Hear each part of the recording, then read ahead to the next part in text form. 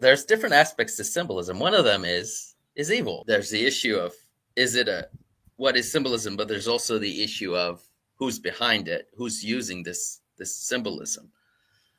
And I do think it is meant to modify the consciousness of people without them knowing. I do think that is happening, and I think now it's kind of accelerated, and they're doing public events, like you said, and they're getting weirder and weirder too. Like they're becoming explicitly subversive, and I think we need to kind of fight against it.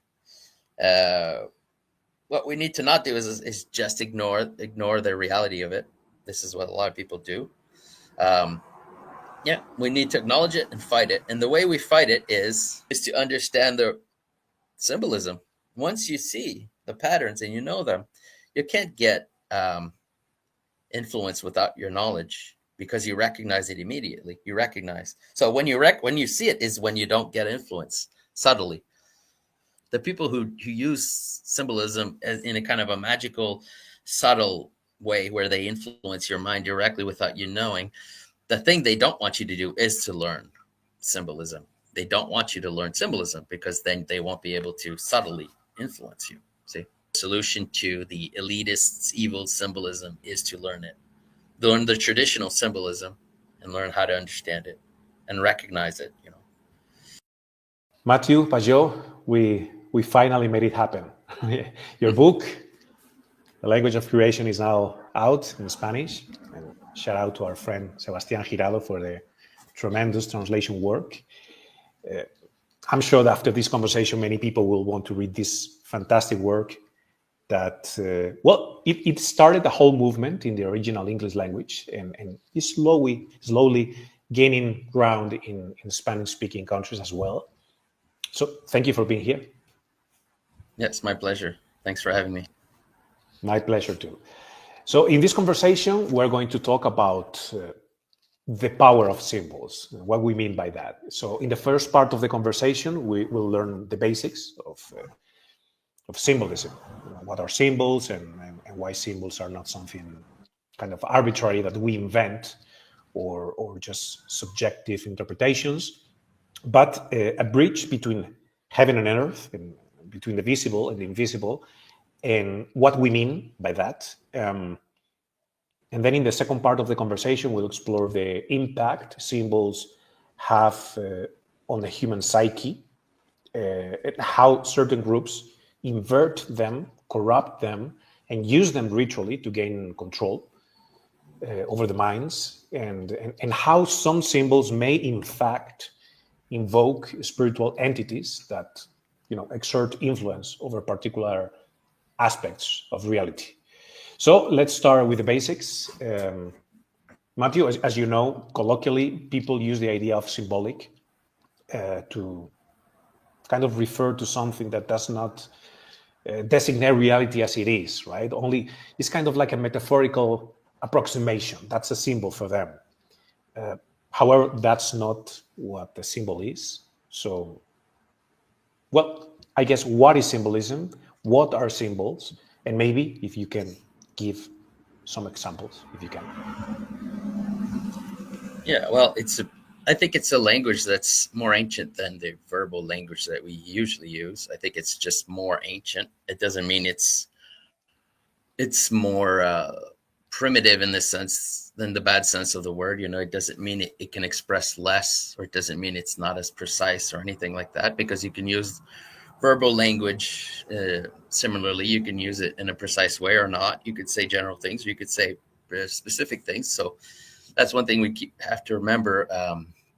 If we want to compare symbolism to verbal language, we have to be fair, because sometimes people kind of attack this thing called symbolism by showing that it can be vague or it can be confused.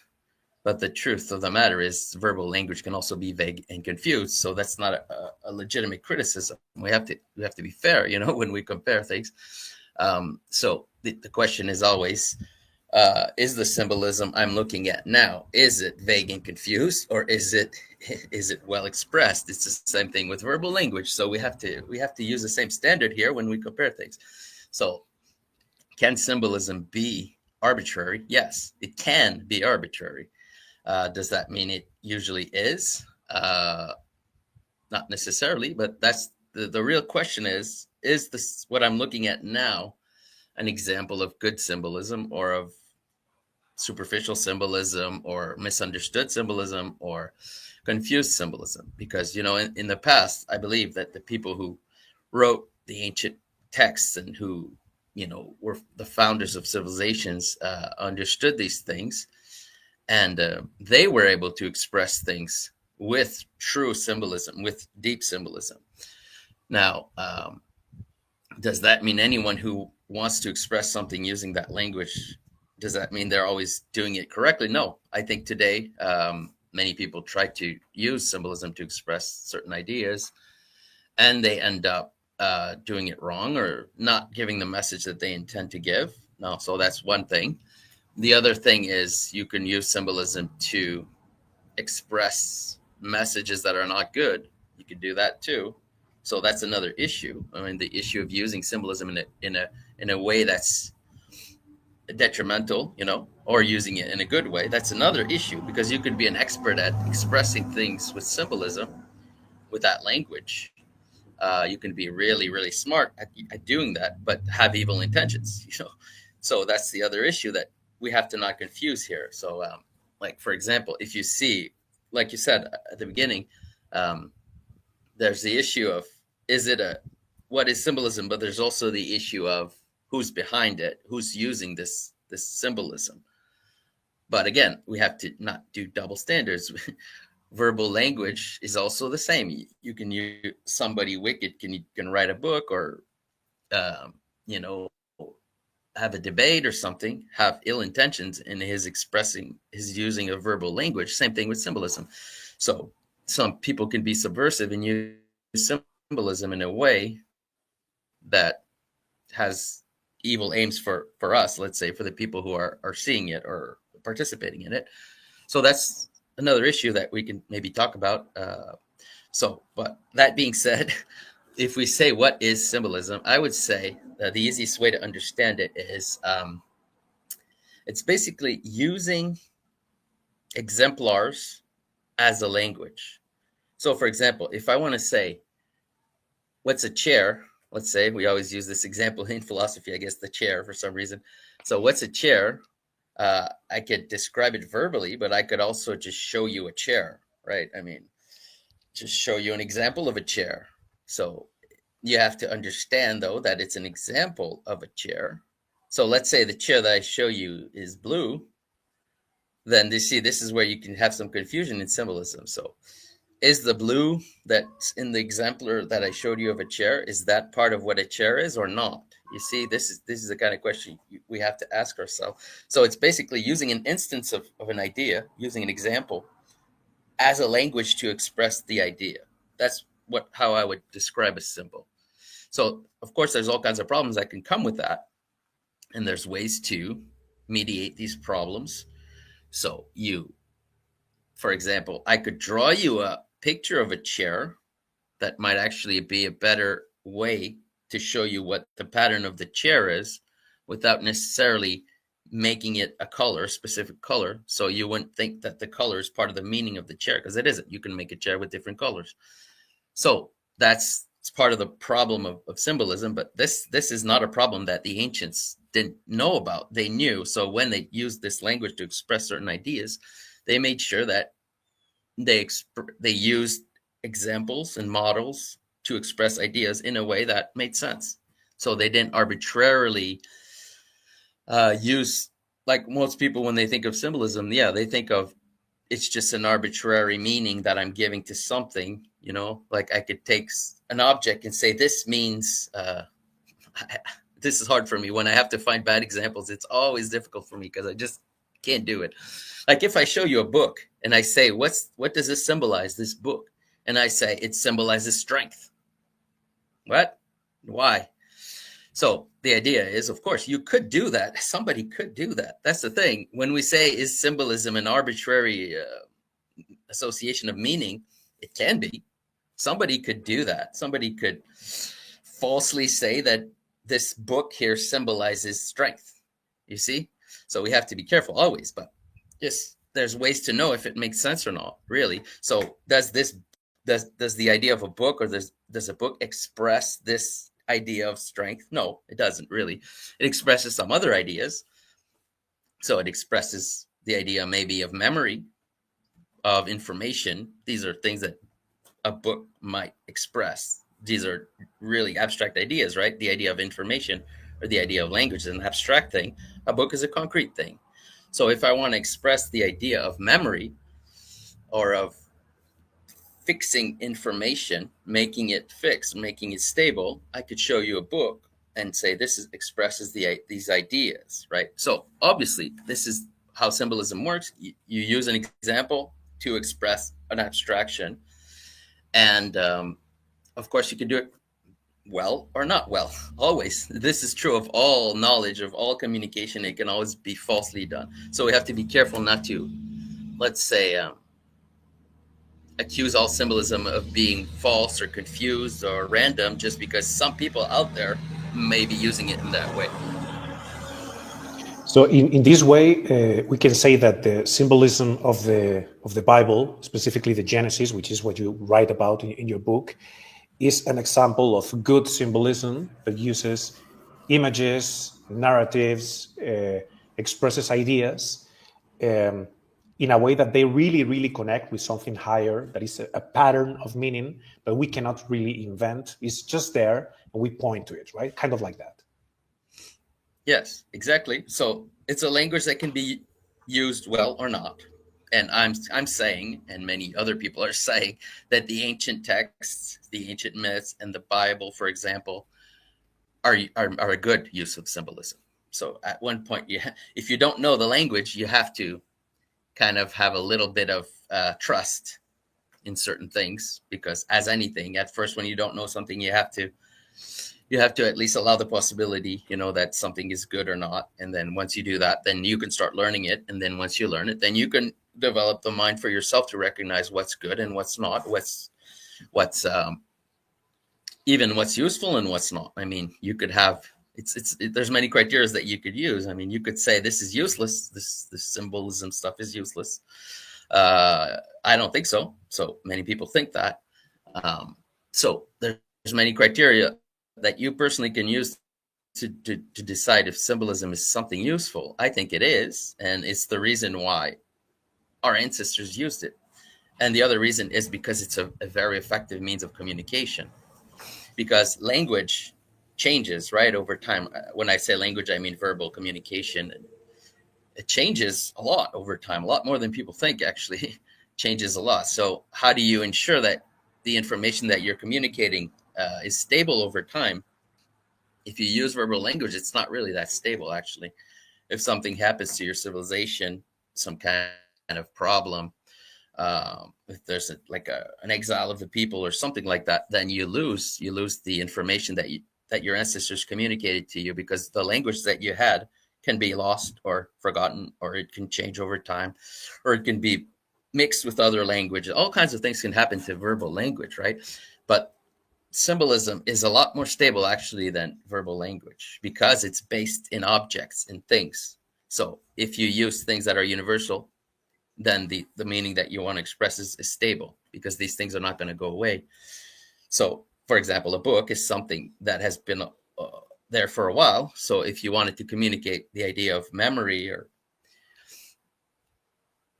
word and memory, you could use a book as a symbol. But we see now that maybe eventually there won't be any more books, right? It could happen. I hope it doesn't, frankly.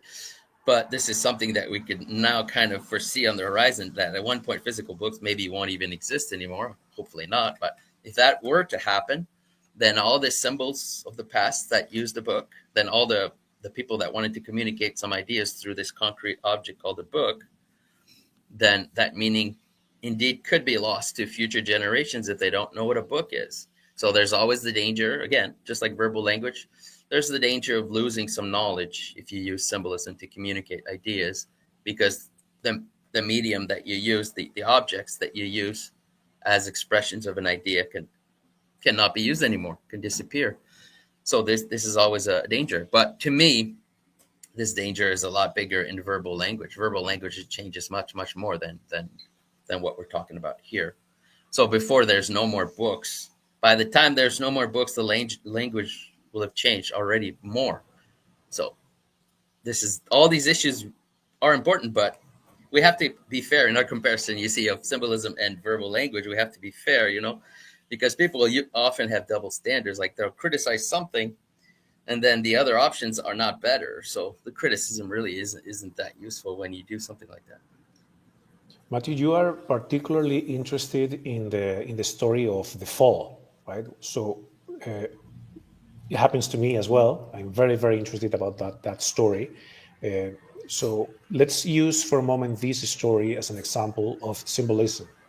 Why the story of the fall points to certain patterns, certain ideas that are not only present in that particular moment of history, if you may, but it's something that is already happening to us today, and it's actually happening to us today and tomorrow and every single day.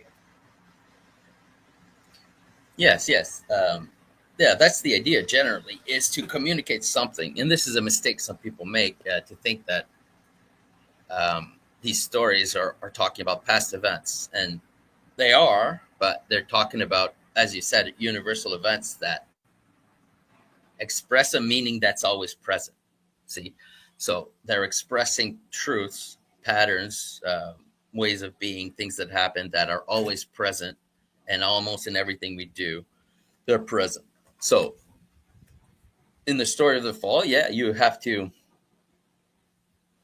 understand all these symbols, you see, to understand what it's communicating, obviously. So this is kind of what my book is about. Mostly, it's mostly about that symbolism. So the tree, the snake, humanity. What's the function of humanity in this world? The relationship between, let's say, heaven and earth. This is a very important pattern, which can be found in every single culture of the world. Actually, it's not just biblical symbolism here. The idea that there's heaven and earth, and there's an interaction between these. So basically, we can even say right now what heaven and earth basically is, because we kind of just talked about something related to it when we talk about symbolism. So we could say that heaven is the pattern, or the idea, or the meaning. Okay, the meaning, and then the earth has all the materials that can create them physically. They express them. So if I say there's the idea of a book, and then I say there's paper, and then I bring those together, I form the book out of paper, and now I have an object. That's a combination of an idea and some materials, and it creates this object that has a meaning, that has it's not just a random object, obviously. So this is what's really symbolism is. It's about recognizing that things have a purpose, or they have they're part of a plan, let's say. It's about recognizing that in things. You see a thing, you ask yourself, what is the purpose of this thing, right? And this is what science kind of doesn't do. It does at some level sometimes. I mean, it sees things as part of a whole and can ask, what's the purpose of this part in this whole? So science also talks about purpose, but symbolism is really focused on the idea of purpose. So if I see a cup, I could say, what is the idea behind this object? And it turns out the ideas behind certain objects are really profound and really important for us. And they express general patterns. You see, they express general patterns that we find in all our lives, in many events, not just in this object called the cup. We find the idea of the cup is also expressed in many other ways in our lives, and not necessarily through a physical cup. See, that's the thing. The idea can express itself in many, many different ways. And once you grasp the idea, then you recognize that same idea or that same pattern in many different manifestations. And this is what symbolism is for, really. It's about grasping some patterns that are universal. They're not contingent, or they're not just temporal. They're always there. They're present in everything we do. So it's about using, usually when symbolism is used really well, it's about using things that are accessible to us, that are concrete, that are real, and extracting what's the purpose of this concrete object. And then once you understand that, you have the idea, you see. And once you have the idea, then you can perceive many things as being expressions of that idea. And that's I think the purpose of symbolism, is to bring many of the things in our lives into simple ideas. Once you do that, I think this is what knowledge really means, actually. uh, when I say knowledge, this is what I'm talking about. I'm talking about seeing an idea in reality, seeing it being expressed concretely. That's real knowledge. Just ideas is not worth much, and just things, if you don't know what they mean or what they're for, it's not much. But when you join those two, then that's knowledge. So, but in terms of the story of Adam and Eve, it's a particular strong story, which is kind of about what I'm talking about here, actually, the joining of heaven and earth. So it describes Adam as the joining of heaven and earth. So dust from the earth, and then a breath from God, joined together in a human being. So that's an example of a symbol right there, really. Then we can ask ourselves, what is the purpose of man, and what is the purpose of, let's say, Adam? What is the purpose of Eve? What is the snake? What does it represent? What is the tree? Why is there a tree of life, tree of knowledge of good and bad? These are all questions that you have to ask yourself. And the idea, of course, is not just to see it as something that happened in the past. And this is one of the most detrimental things that happened, I would say, in religion, is when we started sometimes, and often, I would say, seeing biblical narratives as just things that happened in the past, just a description of events. Because when you do that, then you stop asking questions. You stop asking questions about it. You stop trying to figure out what it means, right? I mean, then you just accept that this happened, and that's the end of it. So it's kind of the worst mentality that you can have when you read, let's say, the Bible or an ancient text, is to think that it's just describing an event, because it closes the thing right there. It's over. You don't need to reflect on it at all once you think like that. You just say, okay, thanks for telling me that happened. That's the end of it. I don't need to think about it. But really, obviously, that's not what it's. If it was only that, this book would not exist anymore. If it was just a description of an event, this book would not exist. It would not have survived the passage of times for so long if it were just telling us what happened on a Tuesday, let's say, thousands of years ago. Who cares, So it's not that. Obviously, we can't think like that. If we think like that, we lose all of it. We lose all of it because it becomes not important. So that's not how we should think about it. Yeah, we've been in many ways thinking about the Bible kind of like, maybe this analogy helps understand what we've done. It's like we start telling every single generation that there was a man called Newton, and an apple fell from a tree on his head. That story points to something, to a pattern called gravity. And yeah, we can talk about the story because it really happened. It's an historical event, but it's not really the point, right? The point is like, how am I going to participate in that kind of pattern that the story is pointing to today and tomorrow and every single day? Yes, that's actually a really good example of a scientific story, of a scientific symbolic narrative, actually, because it's not really telling us much about gravity when we look at it. It's actually a narrative about discovery, really, more than it is about gravity. But ingeniously, it was combined so that it becomes an expression of this thing called gravity, but also it's an expression of discovery. It's talking about science itself in general, that story. It represents being hit by an idea that you didn't intend, right? It's an accidental discovery. So it's like he had what it takes to receive this discovery. If it would have been someone else, he would have been hit on the head with an apple, but it would not have caused him to understand anything. He would have just been gotten angry at the apple, let's say. But in this case, this person was he was an adequate receptacle for this idea, which was gravity, this general concept.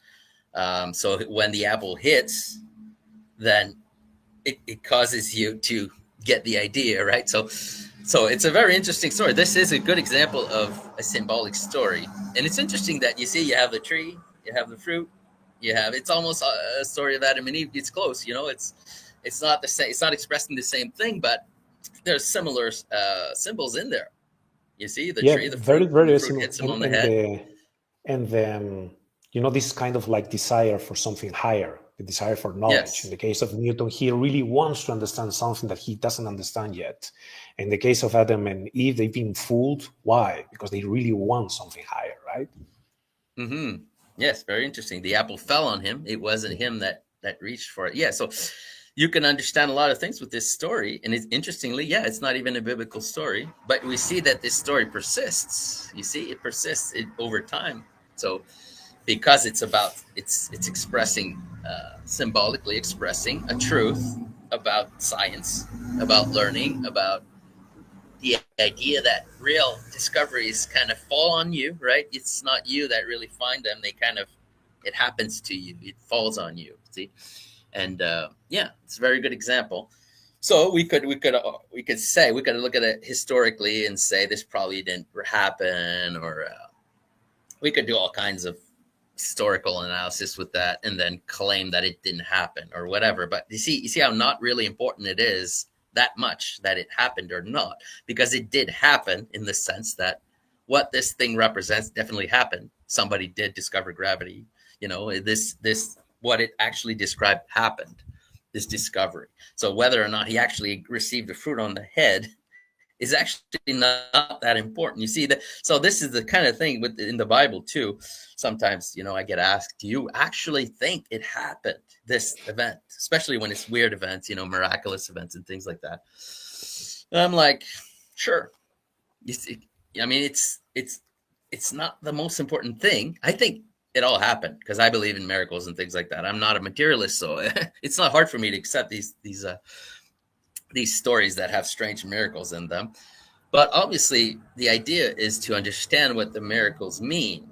See, what you really have to do is try to understand what the miracles mean. And usually when you start to have the right mind to understand these things, you kind of start thinking probably it did happen too, because it kind of modifies your way of thinking.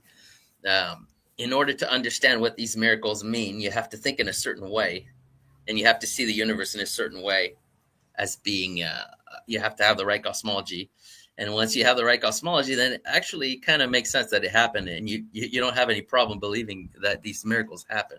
Obviously, if you're a materialist, obviously you can't believe these miracles. So there's nothing to talk about really. Because sometimes it's the materialists that will kind of try to poke at me. Do you actually believe this happened? And trying to make a fool out of me or something. They do that, let's say, to believers and Christians, but really it doesn't bother me, because if you are a materialist, you cannot believe these stories. That's the end of it. There's no discussion to be had, really. It's like you already have this cosmology that you're sure of. You're sure that the universe works in this way. So it doesn't admit to these things. So that's the end of the discussion. So either you change your cosmology or I change mine. We're at an impasse, really. There's nothing to discuss. So there is something to discuss, and that's why symbolism is important. The thing there is to discuss is, what does it mean? What does this miracle mean? We could both agree, with an atheist, let's say, we can both agree that maybe we should try to find out what it means, though. Instead of arguing whether or not it happened, we can both maybe agree on what it means, and then that's possible. I've talked sometimes to some atheists that they're still atheists. They're not. I haven't converted them to anything. They remain what they are, and they still agree on the meaning of it. In the end, they still agree on the meaning of the event or the miracle. And it's not all about miracles. All the events in the Bible are meaningful. They're expressing a higher truth, but usually it's the miracles that bother people because they don't fit the worldview that we currently have. Let's say materialism. It just doesn't fit. So it's easy to poke at it and kind of show that it doesn't make any sense. But really, it makes perfect sense if you have the right mindset and you're trying to understand what truth is this miracle expressing, instead of focusing on how does this miracle happen? How does it work? Like, what is it? what force of nature caused this miracle to happen, or how did the atoms align themselves in a way such that the Red Sea was split, or once you try to understand what it means, and you understand that it's, like we said before, a universal thing that keeps happening, is always happening, then your mind kind of changes. You stop thinking more in terms of let's say mechanical causality, based on a certain cosmology that we have, that we maybe assume a little bit too much that it's complete.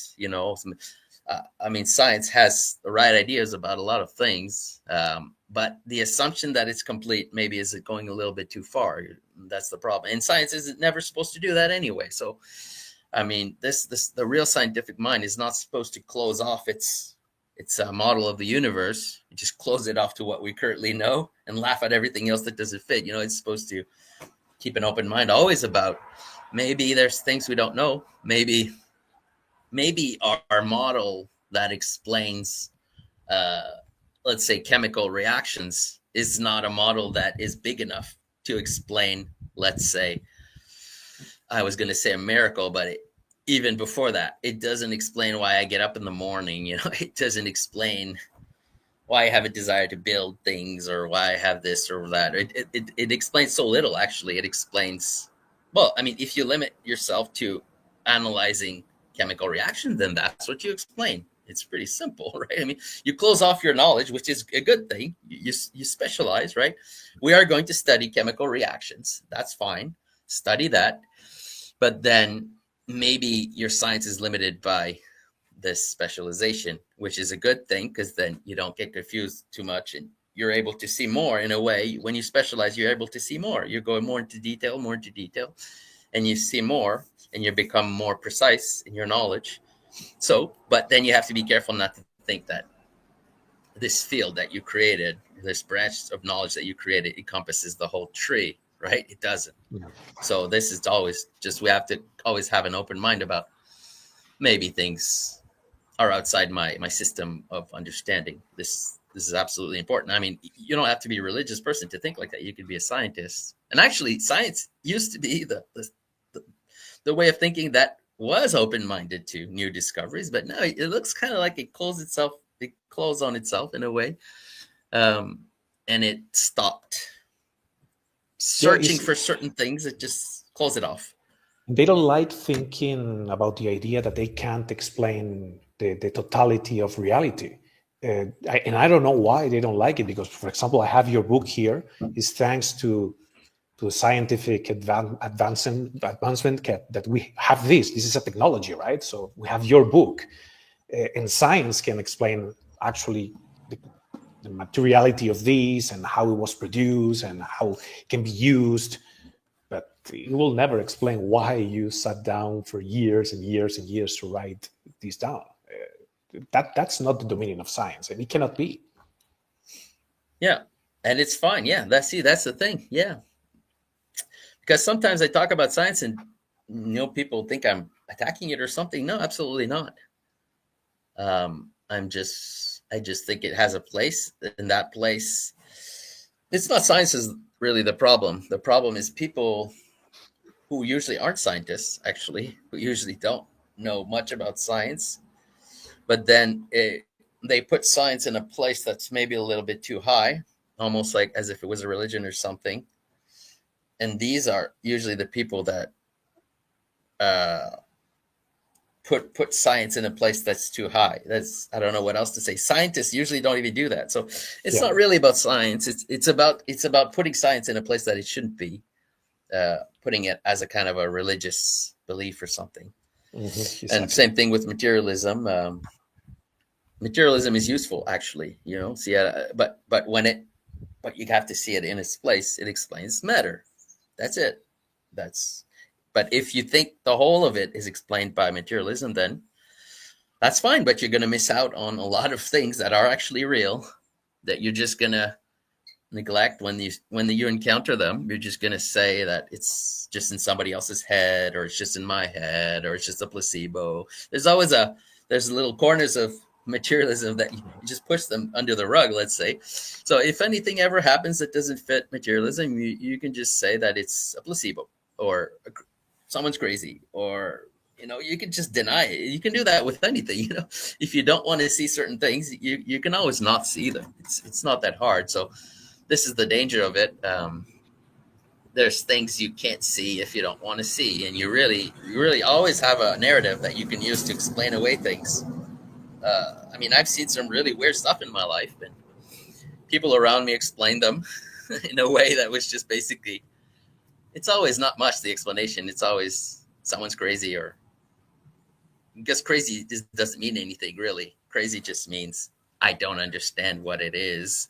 Therefore, I call it crazy or nonsensical or absurd or not real. If you have as the possibility of an explanation that something could be just in your head, then everything then can be just in your head. I could say the same about science too. It's like you show me a theory and it works, and I just say, yeah, but it's all in your head. Okay, that's the end of it. So that should never be an explanation, because you could cancel out anything with that, with the idea of craziness or the idea of just in your head or placebo. Any phenomenon can be explained through that, even the scientific phenomenon. So this is something I really dislike. Well, speaking of crazy things, we're going to go into crazy territory here a little bit. This is just a speculation, of course. We're having fun using symbolic principles to kind of like break down reality. And, many people are seeing that there are major events that gather the masses, the opening and closing ceremonies of the Olympic Games, or international artist concerts, or, well, even presidential inaugurations, and they have become filled with strange and grotesque symbols. And of course, the creators of such events insist that this is just an artistic representation, that there is no purpose.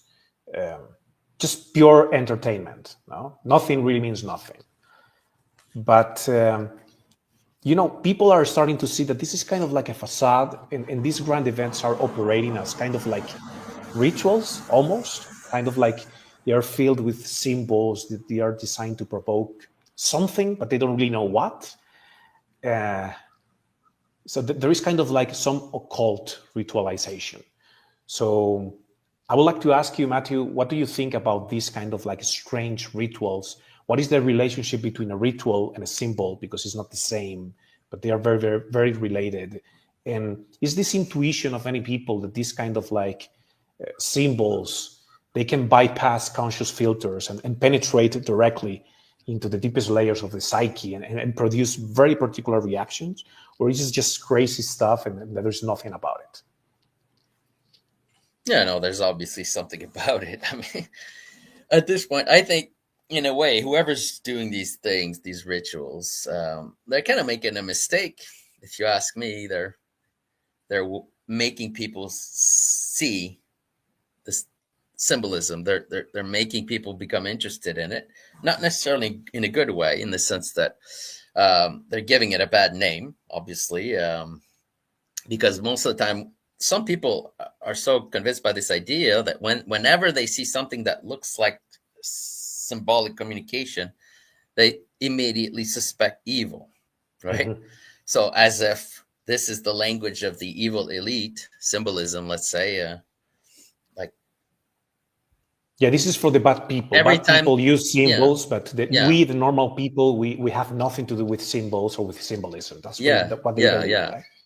Exactly. So every time you see a symbol, it's evil. Okay. So, but actually, obviously, that's not the case. So then the problem with that is then you can look at ancient symbolism and then see it as evil, and then start thinking that there's always been an evil cabal, that was controlling things by manipulation, using symbolism.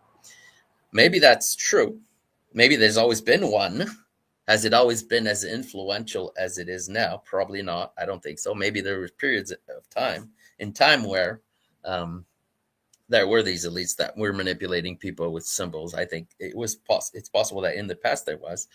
But the idea that this is always the case, I think, is just an exaggeration. But I do agree that it's happening now. I do agree that, but it's been happening for a long time, honestly. It's just that now it's becoming a little more obvious, a little harder to deny. But I mean, when I watch, let's say, movies from the 80s and 90s, and when I watch shows, let's say sitcoms and things like that, I just see symbolism everywhere. I mean, I see it as a form of propaganda using symbolism in a way, in the way that you kind of described there, in a way where it's subtly putting patterns in your mind that you're meant to reproduce, or that are meant to change your way of seeing things. So if you look at TV shows from the past, it's almost all propaganda. If you understand a little bit the language of symbolism, you see it. They're doing all these patterns that they're repeating constantly. And I do think it is meant to modify the consciousness of people without them knowing. I do think that is happening. And I think now it's kind of accelerated, and they're doing public events, like you said. And they're getting weirder and weirder too. Like they're becoming explicitly subversive, which in the past they were not explicitly subversive. But it's kind of not true though. If you understand some of the patterns, you see that it was explicitly subversive in the past, but it was often done with humor. You see, this is what they did. This is very clever. Using humor, you could kind of test the boundaries of things. So if you're a subversive person, you can use humor in that way to test the boundary of someone. And then if they don't like what you're doing, you say, it's just a joke, calm down, calm down. And if they accept it, then you've made them accept something that was outside of their boundaries, that was outside of what they find acceptable. So humor can be used in that way, as a kind of slow progression of an idea into someone's consciousness. And it's a safe way to do it. Let's say if you're a subversive person, the safest way to subtly convince someone of an idea that he doesn't already have, or that he's resisting, is to use humor. Because like I said, if the person reacts negatively, you could just say, calm down, it's just joking, we're just joking here. So that's kind of one of the functions of humor. It's not the only one, but so I think in the past it was done with humor, mostly. And maybe some movies that weren't humorous but still had symbolism in, but most of it was done through humor. When I say was done through, I mean the subversive element of symbolism. And now I think it's being done more openly, without humor. And if you react to it now, they just say something like what you said before. It's all in your head. You're crazy. It's so ridiculous. It doesn't make sense anyway. I mean, we just put all these things together in a kind of event, but it doesn't mean anything. Sure. That's just a lame excuse, but it's not as strong as the humor thing. Actually, I think they're making a mistake, really, if they're trying to keep doing these influences. But I mean, it is that, because so there's different aspects to symbolism. One of them is evil. One of them is I'm trying to express a truth through symbolism that I want people to understand through direct knowledge, right? Because it's not the same as verbal language. When you see a real thing that expresses a meaning, you can participate in it. You can integrate it into your concrete reality, and that has more impact than just words, right? Because like when we say actions speak louder than words. This is kind of a truth of symbolism, actually. This is the truth of symbolism. Actions speak louder than words. If events, things that happen, speak louder than just words. And you can use that for good. You can use that for evil. You can use the idea that events express strong meaning and are convincing. And you can create some fake events if you want. This is what I guess a ritual is. No, some rituals are good. Some rituals are bad. You can create some events, but you see, the difference is always in the intent behind it. If you go to a church and there's rituals, it's not a secret, subtle influence trying to subvert you. It's clear what we're doing. We're doing this ritual. Like, let's say you're baptized. It's a ritual. We're not secretly influencing you. We're telling you you're getting baptized. This is a direct form of communication of knowledge. Then you do the ritual, and the ritual in the action of the baptism contains the meaning. the meaning of death and rebirth and all of that, which is what baptism is about, cleansing of the past and such things. But nobody's trying to fool you, right? Nobody's trying to trick you into accepting this or that. Whereas in the other case that you described, let's say the Olympic thing that was ridiculous, we know that they're trying to fool, because if you ask them, is this a ritual? Is this and then they say no. And obviously I don't believe that. So it means it's like we have the proof that they're kind of evil, because they're saying they're not doing a ritual when they clearly are, which means they're doing something subversive under subtly without your knowledge. Because if it was with your knowledge, they would say, yes, we're doing a ritual, like they do in a church. In church, they say we're doing a ritual. They don't pretend they're not doing one and then do one. So that's basically the difference between the two.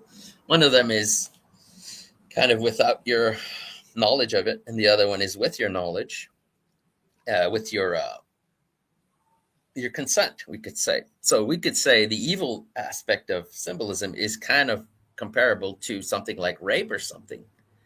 It's comparable to that, because you're receiving some knowledge, you're receiving some influence, I should say, more than knowledge, the word influence. You're being influenced without knowledge. So it's comparable to something like rape, really. You don't have a consent of being implanted with this idea. It's like a seed that's implanted in you without your consent. That's the definition of rape, I would say. So yeah, they're like rapists of the symbolic universe. That's what I would see them as. So yeah, I think that's pretty evil, and I think it's real. And I think people are right to see it and are right to be worried about it. And I think we need to kind of fight against it. What we need to not do is just ignore the reality of it. This is what a lot of people do. Yeah, we need to acknowledge it and fight it. And the way we fight it is, unfortunately, is with symbolism. It's the only way to fight it, actually, is to understand the symbolism. Once you see the patterns and you know them, you can't get influence without your knowledge, because you recognize it immediately. You recognize. So when you see it is when you don't get influence subtly. So, I mean, I'll give a concrete example here. I noticed at one point that I was watching some shows, some, let's say, sitcoms from the past, because I don't watch modern shows because they're really horrible. But in the past, there were some decent shows. And at one point, I noticed that every time there was a Christmas episode, like there's usually Christmas specials when they have these shows, there was always something like a desecration of the Christmas tree, like in the show, like the tree falls or it's thrown on the ground, or there's always something to kind of attack Christmas. Okay, I noticed that at one point, and I saw many of these examples of this. Okay, so when you don't see it, I can imagine, if you don't perceive it, that it influences you subtly without you knowing it, subconsciously, into kind of a desecration of this holiday, let's say, without you knowing it. So you don't know why, but you become cynical about Christmas, let's say. You don't even realize, and then you pass that on to your children or whatever. But if you see it, then it has the opposite effect. If you know that, if you recognize the pattern, why is it always a Christmas tree falling down, or why is it always something like that happening during these Christmas specials and different shows? Once you see it, then it has the opposite effect. You see the influence. You see the wizard behind the trick, trying to trick you. It's like you see behind the curtain, you see the guy trying to do the magic trick instead of being fooled by the trick. So it has the opposite effect, and you react usually in a defensive way. It's like it does the opposite. Instead of influencing you against it, it will probably do the opposite. You see, and you say, there's these wizards trying to convince me that Christmas is bad. Maybe Christmas is good. Maybe why are they trying to convince me so strongly that there's something wrong with this holiday?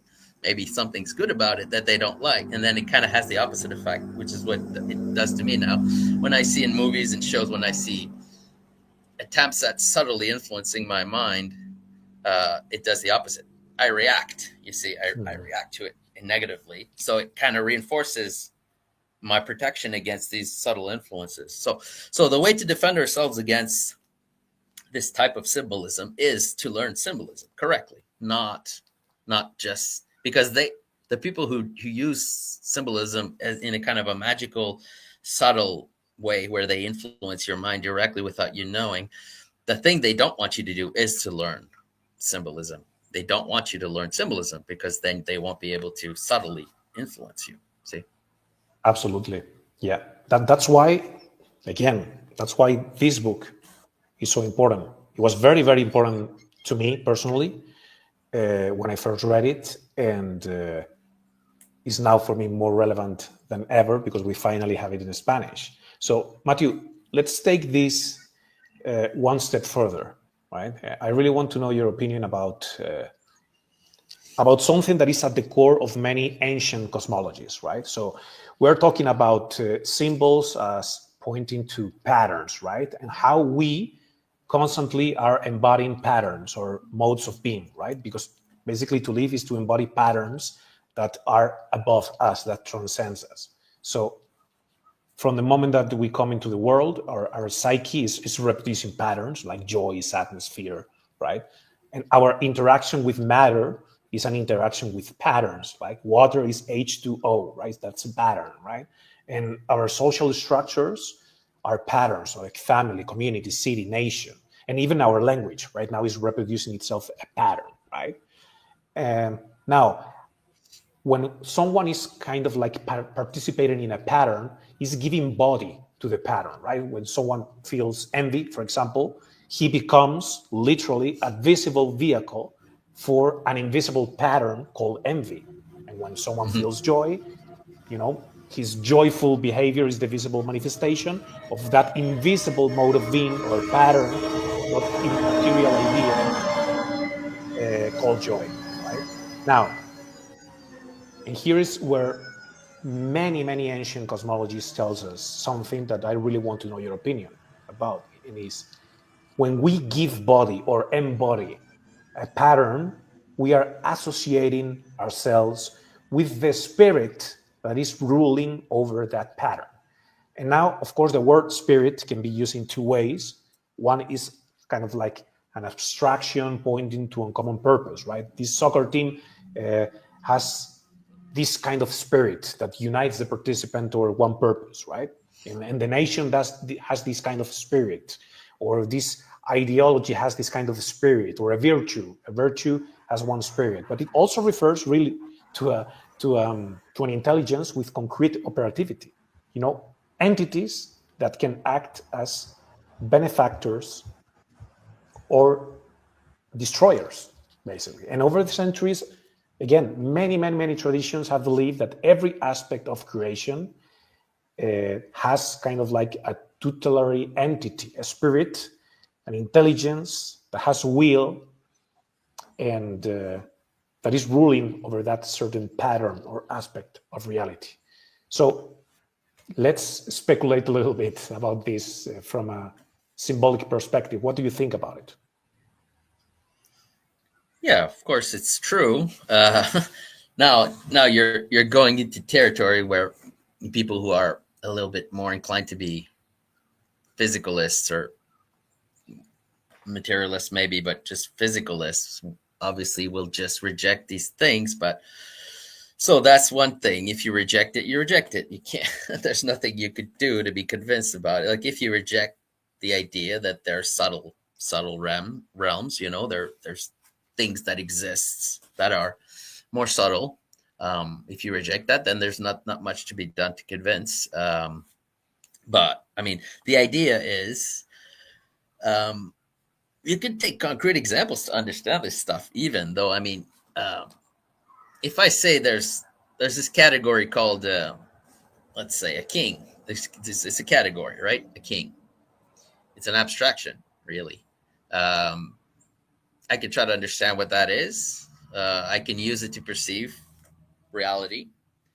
Is this a king? No. Is this a king? Yes. Okay. I could use that as a lens to determine what things are. But this category is not the same as a king, right? See, this is kind of where this is leading. There's a difference between the category of a king and a king, right? So are there kings? Yes. there are kings that embody what a king is, see? And if I want to interact with a king, I'm going to have to encounter an actual king, not the idea of a king, you see? So I agree with what you're saying. There are entities that are embodiments of higher patterns, abstract patterns. They're embodiments of it. Just like a king is an embodiment of that pattern, an actual king is an embodiment of the pattern of a king. So if I want to commune with the pattern of the king, I have to commune with an actual king, you see? Because the pattern of a king is not a king. You see what I'm saying? So it's like, it's true with everything. It's like, you don't even have to think about spirits and things that are subtle and things like that. I mean, I can know what a spoon is, but if I want to commune with a spoon, I have to commune with an actual spoon, not just the idea of a spoon. If I want to participate in this being called the spoon, I have to have a real spoon. So if with just the idea, you see? So I'm just using as base examples I could find just to show that it's nothing weird about this. It's just that if you accept the idea that there are invisible beings that are not physical in the usual way, then it's the same idea. You can interact with these embodiments of actual beings. They're beings. They have intelligence, like you said. They have intelligence. They have will. So, like an angel is an example. I mean, an angel is a being. It's not a category. It's not an abstract category. It's a being. It's with intelligence, with faculties, with all these things that is expressing an idea. It has a mission. Let's say we could say it like that.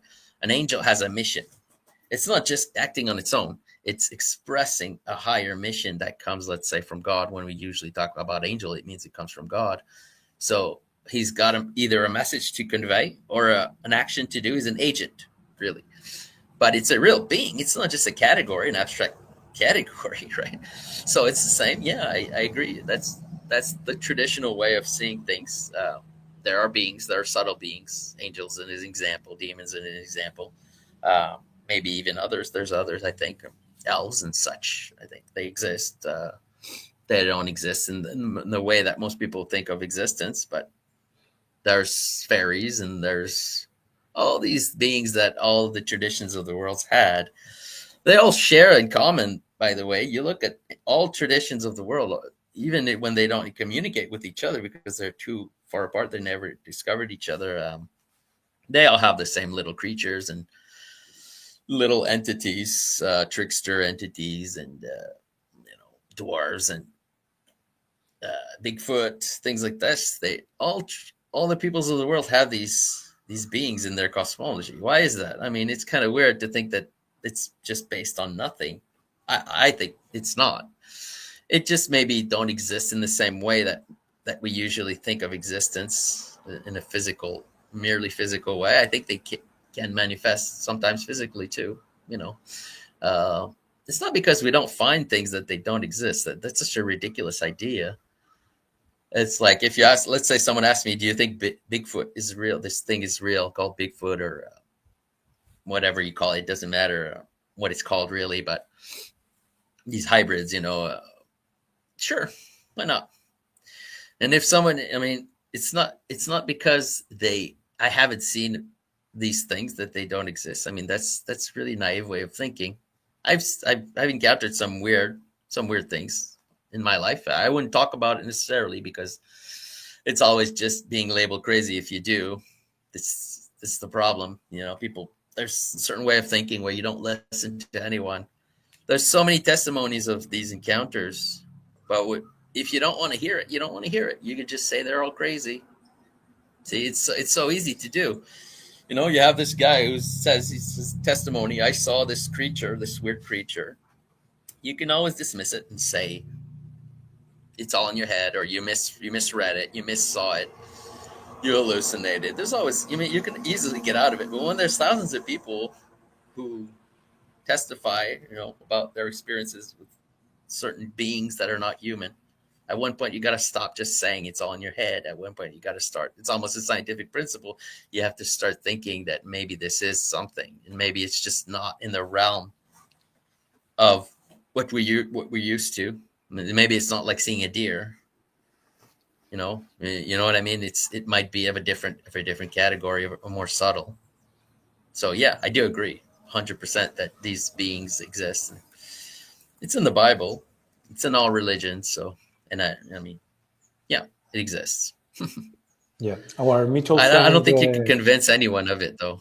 No, of course, but that's why this example that our mutual friend Ignacio puts is very revealing to me, especially for those kind of people that don't easily believe in these things, right?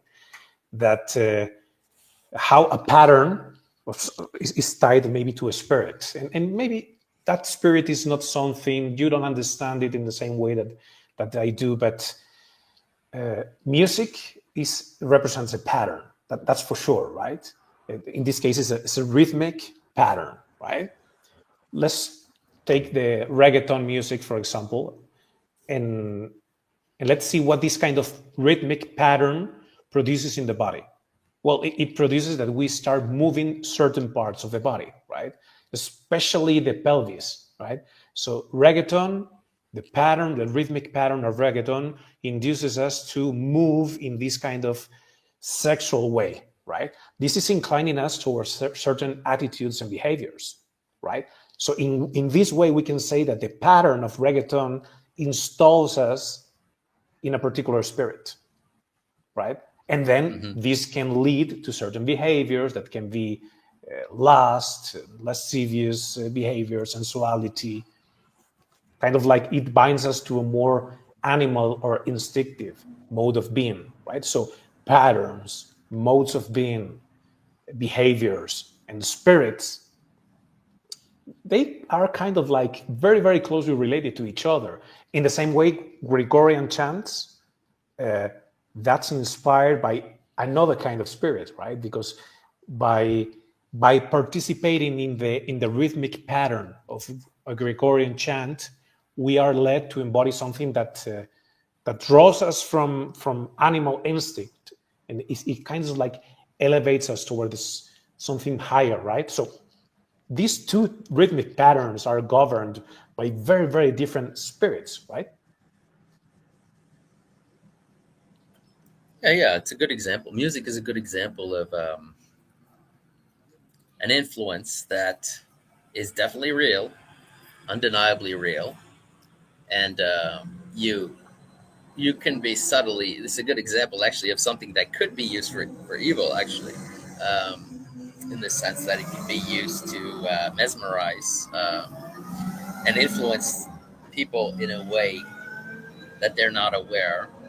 Because, like you said, music is a kind of powerful influence because it can kind of make you move. It can make you almost. You got to resist it in order to not be moved by it sometimes.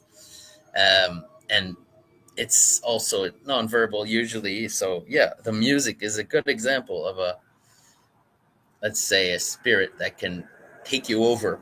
Um, you can be possessed, like possession. Really, it's not always a negative thing. It could be, well, like in the Bible. This is this is why David is a musician, because he represents kind of the positive aspect of that of music. Is something that can heal you, right? Because in order to be healed, it's not healing doesn't come from rational influence. Usually, it comes from something that you gotta accept that is going to take you over, and that it does. So you got to trust. So this is why healer is someone you got to really, really trust, because it's dangerous to let yourself be taken over by something that's for healing. So music, not many people think of music as related to healing, but well, you guys do, right? You definitely do. But it's not something we encounter often. That music is related to, well, it's in the Bible, right? But it's not like it's explained or anything like that. It's just a fact of it. Um, Actually, we see both in the Bible. We see David is healing, trying to heal Saul with his music, But we also see a place where Saul, it kind of gets taken down by musicians. So it's like he's walking, and then he encounters some musicians that are wandering musicians, and he just falls to the ground, and he gets possessed by the spirit, and he starts being a musician too, and he starts saying all kinds of strange things. So we kind of see both examples here of how music could take you over. Yeah, so that's a good example. It's like a subtle influence, really. So it's hard to, because anytime you have a subtle influence, you don't necessarily can agree or disagree with it, because it's not like a logical thing. It's not like, let's say in the Bible, when God gives the law, he gives the law to the people, to Moses, through Moses. Then he asks, do you agree? Basically, do you agree to follow these laws? It's like a contract almost. You could say, I agree. And if I agree to follow these laws, because the law is an example of a pattern, right? It's telling you what to do, telling you what to reproduce as in what you do. So you can agree and say, I voluntarily will follow this law now. Now you are it's like a union that you agree to. Okay. But music is more subtle. Music can be used to influence someone without their knowledge, which is why music is so important right now in our culture. I think it is one of those influences that can be used to subvert, actually, not necessarily. See, that's the thing. We always have to see both sides, or else it becomes kind of a little bit too narrow-minded, a little bit. But it definitely is an influence that has and can be used to subvert a society. Music can also be used to heal. It can also be used to renew. So, yeah, it's a good example of a spirit that can take you over. Yeah. Yeah, I was thinking now that in order to help people understand more the language of symbolism, of course, music is a very good example. But usually people go to certain symbols that maybe they think about then in a, well, this is inverted. For example, the pentagram, right? The pentagram is a very good example of a symbol that everybody identifies, and then they relate to certain things. But it's not necessarily that, right? Because when we observe the pentagram, we see 5 triangles emerge, and at the top there is a point that remains above the other 4, and well, this can simply represent that unity is ruling over multiplicity, right? So above we have a generating principle, and beneath it we have lesser principles, kind of like that, right? And this reflects the very structure of creation, in which an immaterial spirit, God, rules over the 4 elements or the 4 corners, and the structure of man itself, right?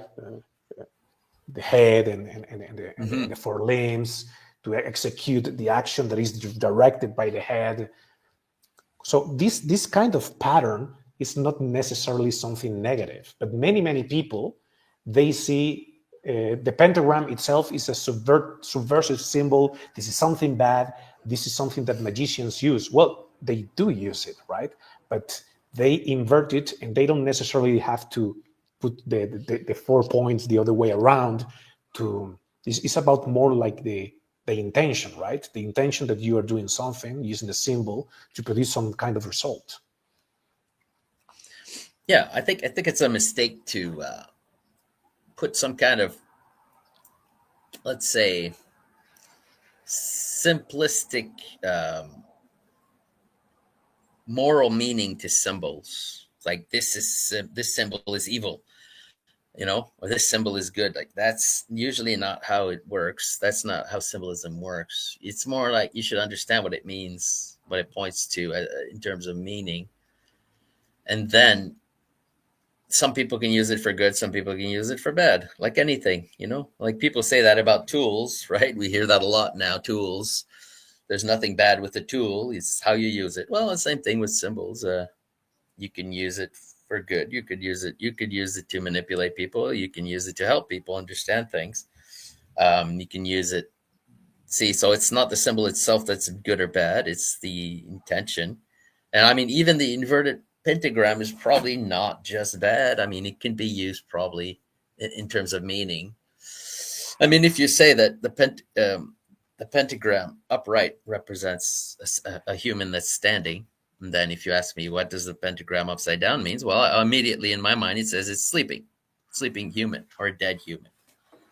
See, so it's not bad. Sometimes humans are asleep, sometimes they're awake. So the pentagram with the point on top represents, to me, I would say, is someone who's awake and who's consciously doing things. And then when it's upside down, maybe it represents a fallen human, or maybe it represents a human that's asleep. Mm-hmm. So maybe you could say a lot about that, because a human that's asleep is a fallen human, you see. So this is entering into what I'm doing now, working on these things of this, the difference between, this is basically the difference between sleep and death, you know. You can use it, but you see, obviously the inverted one is more potentially subversive, you see, because it represents something like death or something like inversion of, but it can still have a meaning that it's not just evil. Yeah, the Cathedral of Amiens. I'll show the image here. There is this inverted pentagram in this cathedral in France, in Amiens. And when people that they don't really understand symbolism, they look at that, they see the Catholic Church is satanic, right? It's like, no, it can mean many things, right? And you have to read this symbol in the context of where it's participating, where it's located, right? Ancient people, they knew how to do that very well, and they were not scandalized by it. And in some of the places, of course, like you say, this inverted pentagram can mean the many that gives shape to the one, which is kind of like an inversion of the pattern of creation itself, right?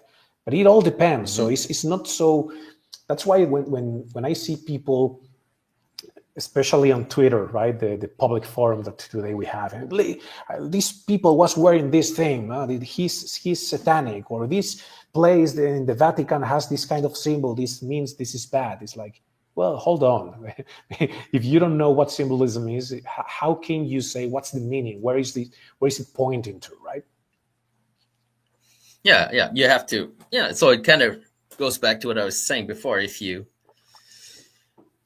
don't know what it means, then you kind of assign it a very vague intention, you know, like this is evil.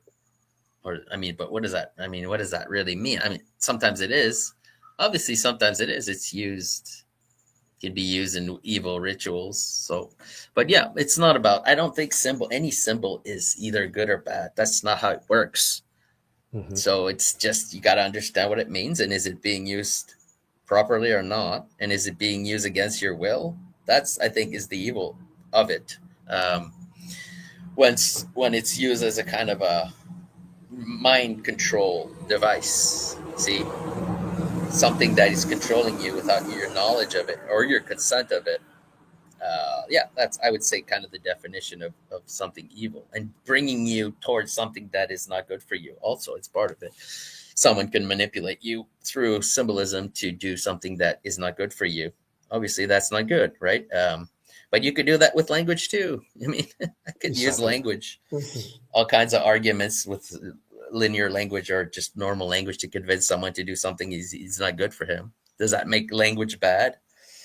Doesn't, obviously. So it's the same deal. But I think people are right now to perceive that there is an evil influence using symbolism in a way that is subversive. I do. So it's like, in a way, I don't want to be too hard on people seeing these things, because they're correct.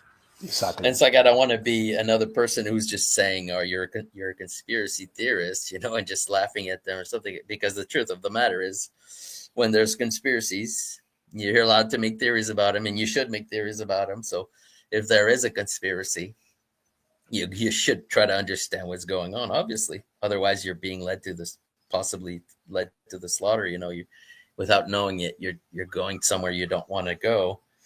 So you should make conspiracy theories when you suspect there's a conspiracy. It's such an obvious thing. I don't even know why I would have to say that, but yeah. So I don't want to criticize people on that end of it. But yeah, I think that the key to it is to understand the symbols, not just see them as a sign of evil. Whenever you see something that looks like it's a symbolic, just see it more as it's a language to express ideas and to participate in these ideas. This may be a little bit the difference between a symbolism and normal language. It's more about participation. You can encounter the real things that are expressing some ideas, and then you can gain knowledge through this participation, which is not this. It's higher kind of knowledge, because when you know something through participation is not the same as hearing about something, right? Mm-hmm. So this is kind of what symbolism can offer, which regular language maybe can't, is a participation, knowledge through participation in an idea or in a spirit, like you said. Yeah, but it's not about just seeing evil every time we see symbolism. But I mean, I think it's legitimate. Like I said, I think it's legitimate to be careful. You don't want to be controlled in a subtle way by something you don't understand. So there you go. That's why people should try to learn it and see. Then you can see what are they trying to tell me with these symbols? Do I reject it? Do I accept it? But if you don't know what it means and you're still being influenced, then you can't consent, right? You can't consent to this information or this influence.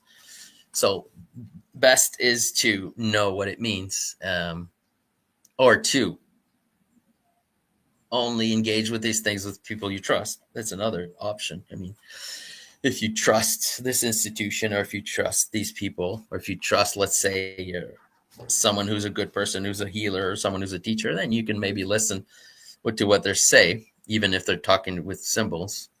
So it's all about trust. If you don't like the idea of trust, then you just learn it yourself, and then you'll never be tricked. Yeah, so that's my advice, basically. You have to be very, very, very careful when you notice that there is kind of a strange symbolism, rituals going on, because usually in these days, I don't know if you agree with this, but these kind of massive events that we are going through, like quicker and quicker every time, they are intended to produce responses in people. So, for example, there is a shooting.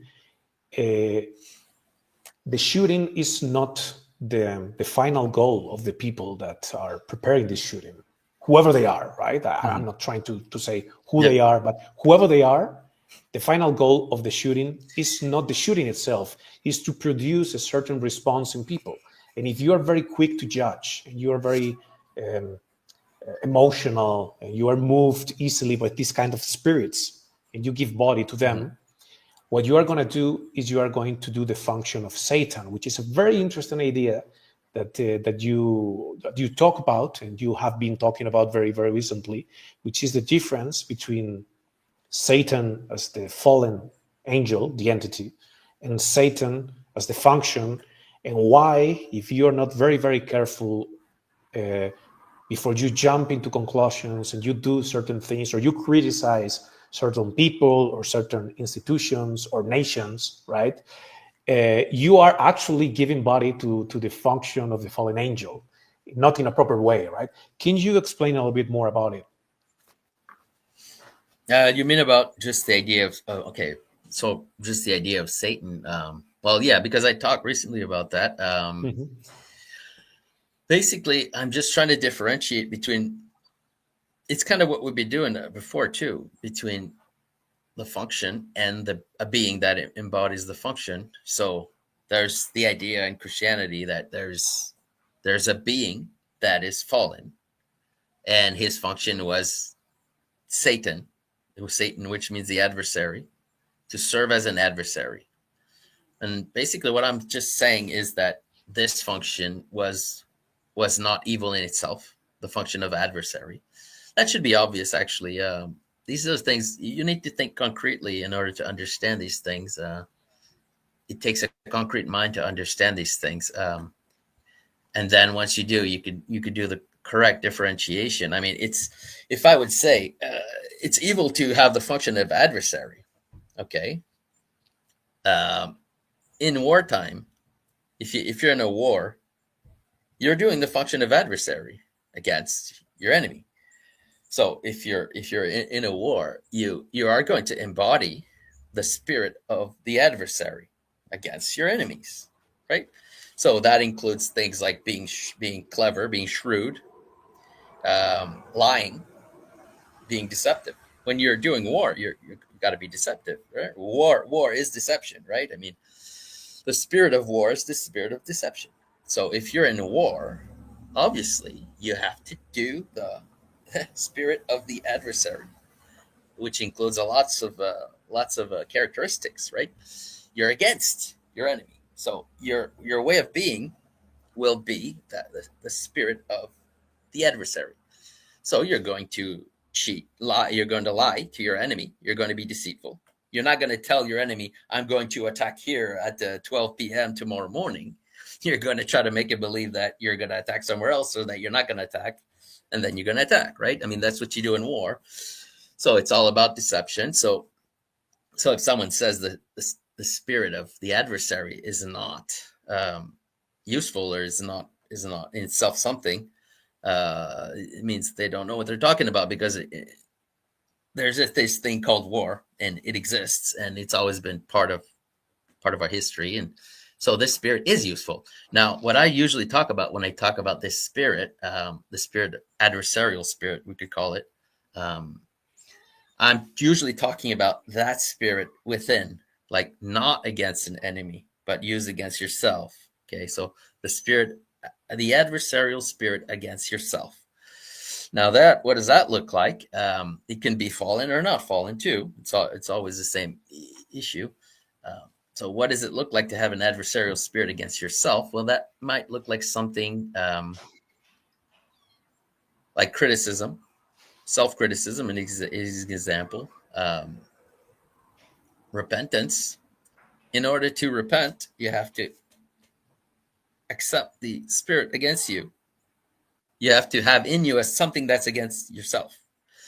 Otherwise, there's no repentance and there's no changing of your false ideas. So when there's a false ideas, you need to. So what's another example of a spirit of inner adversary is a debate. I would say a debate is an example of that. A debate or a competition. Why? Because you're not actually at war with something. You see yourself as part of a group, and then you're having a friendly debate. It's friendly. It's not a real war. So that's an example of an inner adversarial spirit, the spirit of debate. It's a good spirit. It's not necessarily bad. And actually, what things that happened recently are examples of, if you understand symbolism, you could see certain things. So if you change a debate into an assassination, that's an example of, you see, it's something that's found in the Bible many times. It's expressed differently. It's about trying to cause a war, really. When you do that, you're bringing the adversarial spirit that was a good, and you're taking it outside. So now it's war. So now we're enemies. It's a way to become enemies. It's a way to separate people. It's a way to separate something that was once one, make it two, make it real adversaries. So changing a game into a fight is an example. I'm trying to show how you can represent this pattern here. Like in the story of Samson, you could see that pattern that I'm talking about here. There's a wedding. Samson has a wedding with his foreign wife, and then he does a game with the people in the wedding. He kind of does he does some gambling with them. Okay, he does a riddle, and then because of this riddle, it becomes a fight, and then it becomes a war. So the function of Samson was to do that, actually. So Samson is a very mysterious character, but the idea that you can transform the inner adversary into an outer adversary, okay? It's a process. If you want to go to war, that's what you do. You take something that's like a debate. Yeah, you change a debate into a fight. That's a good example. Um, this is what it means in the Bible. I don't want necessarily to get too much into biblical symbolism because I don't know if your audience is really interested in that. But this is what it means, by the way, when it says that Moses changes water into blood. It's the same meaning. Changing water into blood represents what I've been saying here. It's like, because water represents the spirit of renewal. And then if you change it into blood, it means now it's fight. Now we're enemies. Now it's killing, changing into death. So this is an example. There's many examples in the Bible. There's examples of the opposite too, of changing something that's adversarial into something that's helpful. Well, here's the most known example of it. If you go in the other direction, it's the example of the snake on a pole. This is in the story of Moses, right? They get bitten by snakes, poisonous snakes, and then they're dying. And then God tells Moses how to fix the situation. He says, make a snake, a brass snake, and hang it on a pole. So when they're doing that, the snake represents the adversarial spirit, okay? That's basically what the snake represents in that story. It's the enemy, the adversary. So if you take that adversary, that snake spirit, and you put it on a pole, it's actually, the word is the standard. You put it on a standard. It kind of means the opposite. You're changing an enemy into something useful, into something that can be used for healing purposes. These are just examples.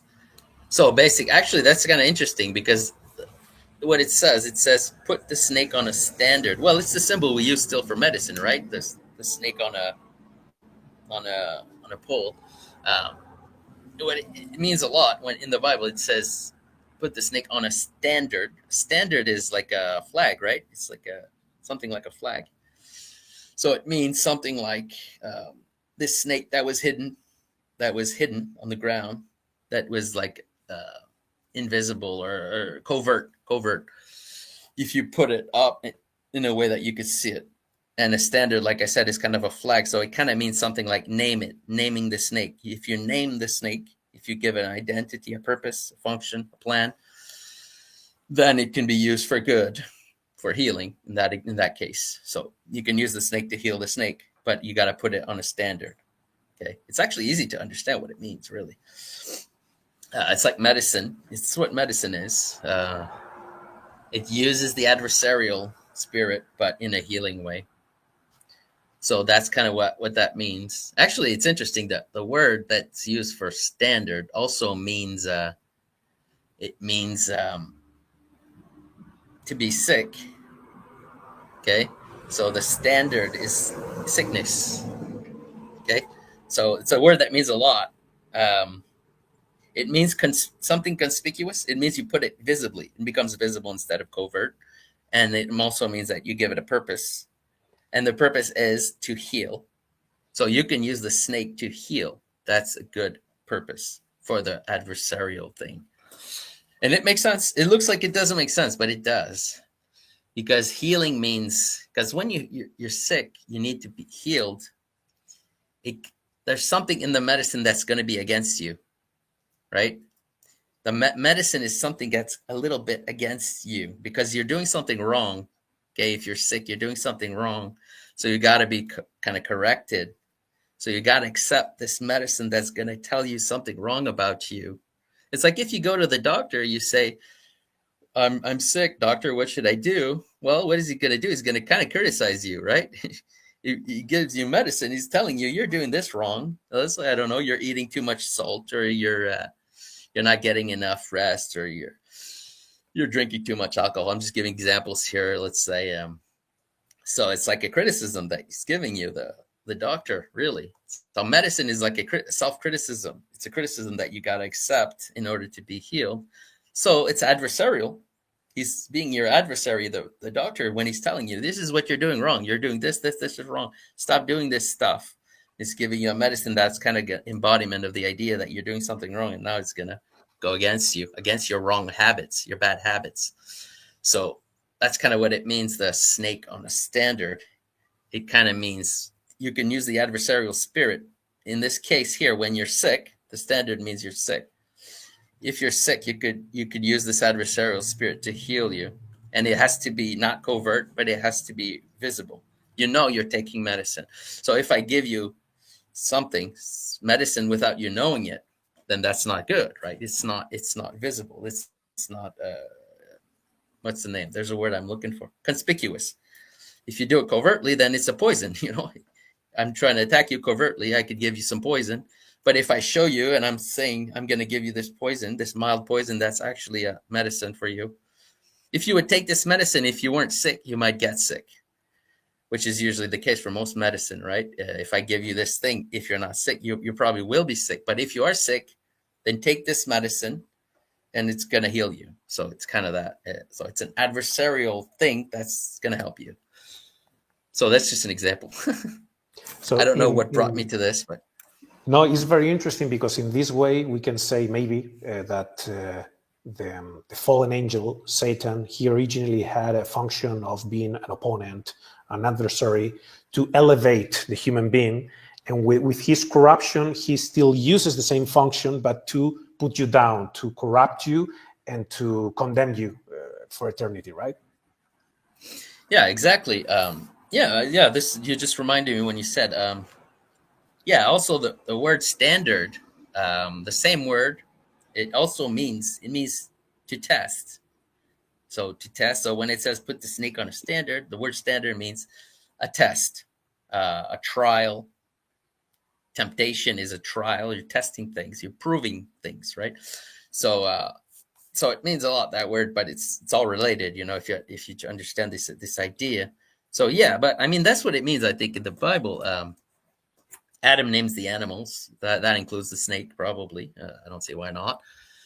And then the snake comes, and we often represent the snake on the tree, right? We represent it in all these images. This temptation, we see the snake coiled around the tree. Well, it's the same thing. It's the snake on a standard, okay? And he's just been named by Adam before, okay? So that's why he's on the tree. He's in his place. He's on the pole. He's on the standard. And then so he is there to test, either to test, to improve, for the purpose of improving something. You test it first. Or because there's somebody who was sick, doing something wrong, being sick. So that's probably how we have to think about it, right? He has a name there in that time. But then I guess the snake did something that was not according to that purpose. He went against the standard that he was given. And that's probably why it says too, when after the fall, God says, you will be on your belly. You will crawl on your belly. It's like some people interpret that as if the snake used to have legs, and now that's how the snake lost his legs. I don't think that's what it means at all. I think it means he used to be on the standard. He used to be on the tree or and then he fell from that position to the ground. And now he's on the ground. Now he's a dangerous snake, like in that story before. He's now a snake that bites you and kills you. But he used to be on the standard. He used to be there to heal. He used to be there to test in a good way. Tests are good. They're useful. But in that story, it seems like it means that he went against his function. And so therefore God told him, now you're not gonna be on the standard anymore. You lose your name, you lose your function. You're a covert snake. You're an adversary that humans are gonna crush the head of. We're not friends anymore. It's like, now you're gonna bite my heel and I'm gonna crush your head. Whereas it used to be something else. When the snake followed his rules, his standard, and it was okay. But then in that moment, apparently it didn't, because God punished the snake by removing him from up there and putting him back down. That's an example. Yeah, he took obviously the those lesser role too far, are right? Yeah. It's like we don't. Well, I think what he did, probably. It's hard to know. It doesn't say. I think it doesn't say on purpose so that we can. I think there's many stories in the Bible like that. There's some ambiguity to the story so that we can see different versions of possibilities of why it happened or how it happened. because I think this is one of the strengths of symbolic stories is you can have different versions of it and different interpretations that aren't necessarily contradictory, but that just express different aspects of it. Like the story of well, this is not a biblical story, but I don't know if you know the story of the Pied Piper. You know that story, the Pied Piper. No. So it's maybe you've heard of it. It's like a town that has a rat problem. So they call upon someone to clean the town of rats, and then there's someone who comes along and he's playing music. He's playing the pipe, Yeah. and then Yeah. he says, I can cure your city. And so he plays music, and then all the rats follow him into the river. They die. They get drowned in the river. So that's an example of a story that expresses a pattern, a basic pattern. So you see, it's about cleaning. It's related to actually what we're talking about here. Maybe that's why it came to mind there. It's someone who comes, plays music. You see, we're talking about music before, right? And then the rats get possessed by this music, and then he's able to lead them into death, basically, into drowning into the water. So it's fine because it's about saving the city. It's not about saving the rats. You see, but we could see it from the perspective of the rats if we wanted to, But which is kind of what happens, because after that it says the king or whoever's in charge of that city doesn't want to pay the piper, and then he does the same thing, but with the kids of the people of that town. So he plays the music again, and then the kids follow him into the river, and they die. So you see, I said before, we could see it in the perspective of the rats. So that's kind of what it's doing here. It's showing us the perspective of the rats, because now it's you that follows them into the river. But the point I was making with that story, it's actually a story related to what I was talking about with the standard. And it's totally related, because it's about healing from a problem of rats, and using music. But then that story has many versions. There's like many versions to it. And in some of the versions, it's the king that refused to pay the piper. And then that's why he does this as a kind of revenge. But there's other versions in which it's not exactly what happens. There's other versions also where he brings the kids to another land. So he doesn't kill them. He just brings them away. And there's another version too, where it's the king or the mayor says, well, you're probably the one who brought the rats in the first place.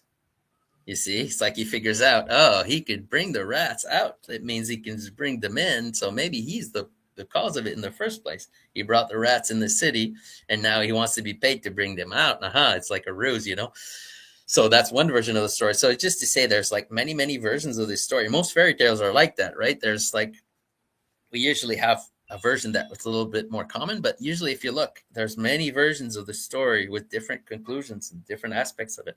So it's kind of that in the Bible, but it's done in a very clever way where it doesn't have to have many versions. There's just one version, but this version is open to many possible outcomes or many possible interpretations. So to me, that's a kind of a masterpiece way of writing. You can write a story, you leave it open to different options. It's, to me, that's really high level storytelling.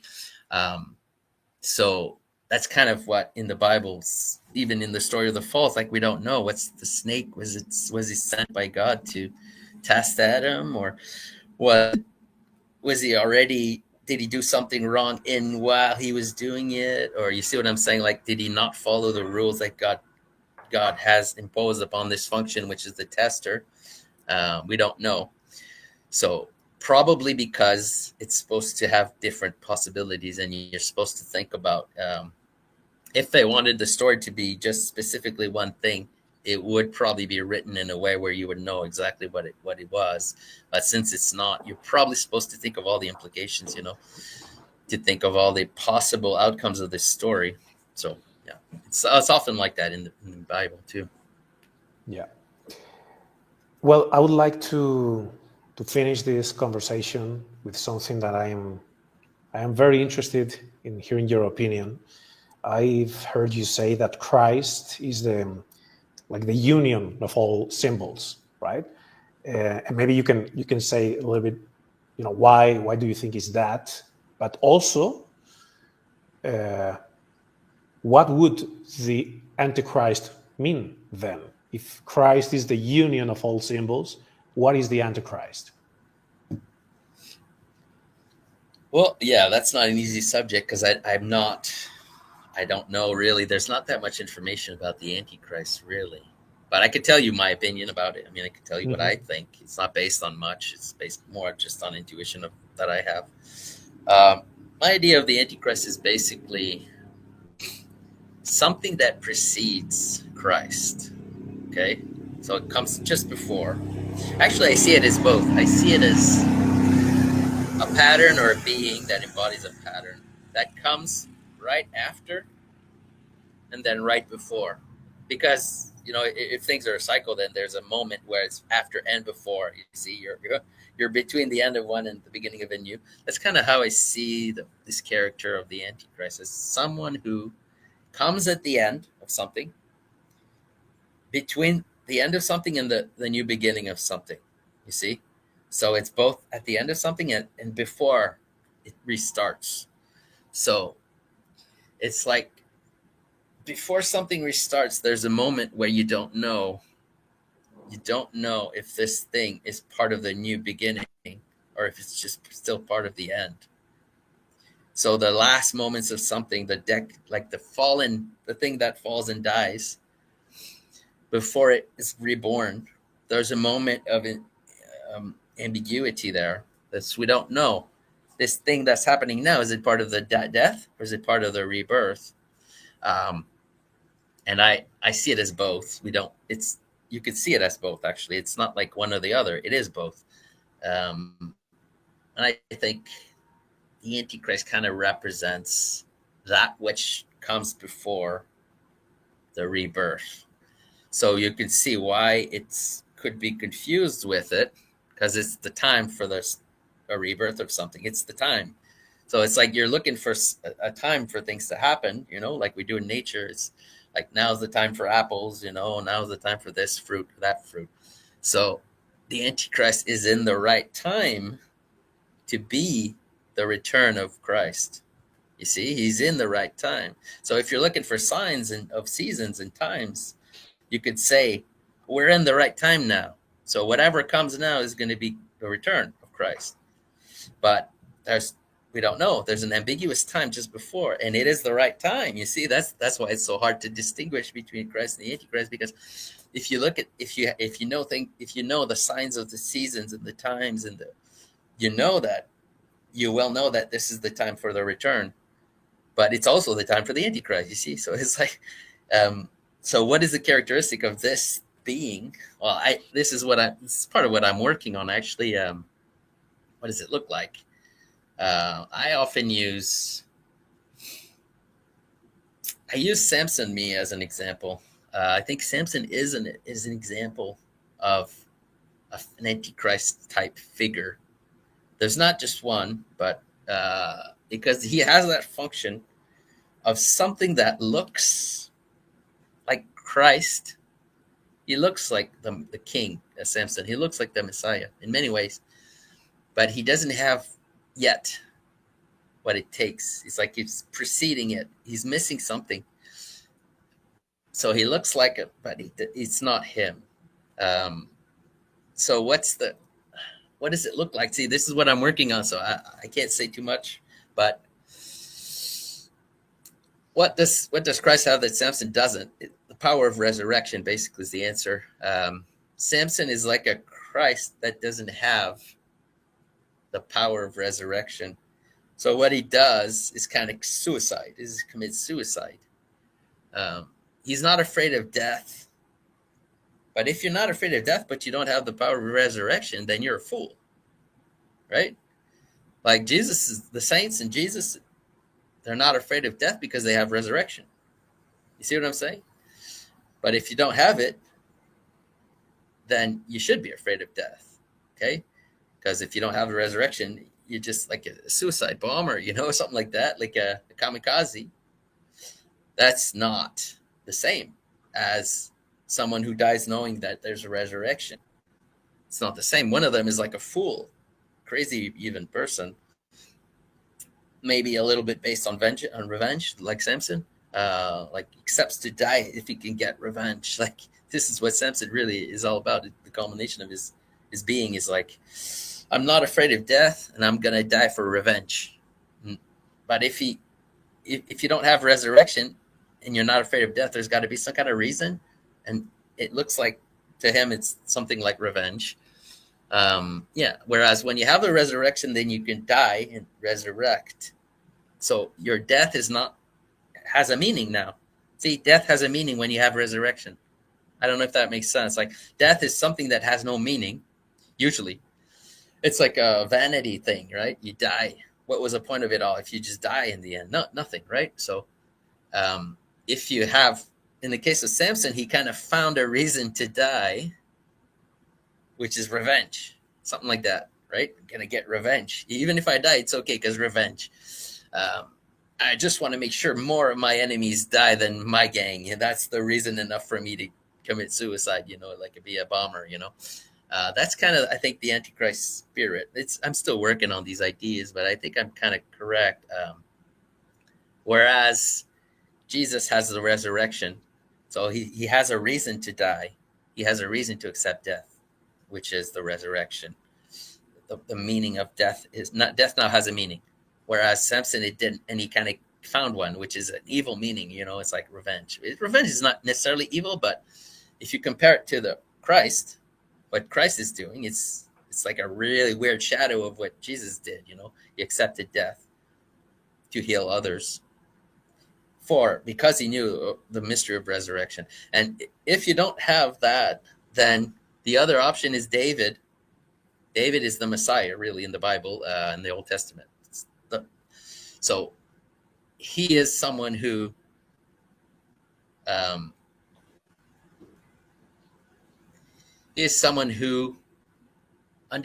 fears death. He fears death. You see, Jesus doesn't fear death. Samson doesn't fear death. David fears death because he doesn't have the resurrection, you see? So these are like complicated matters. But if you ask me what the Antichrist looks like, I would say it looks like Samson. But that's totally my opinion. It's like not based on any doctrine or anything like that. It's really something I'm investigating now in terms of symbolism.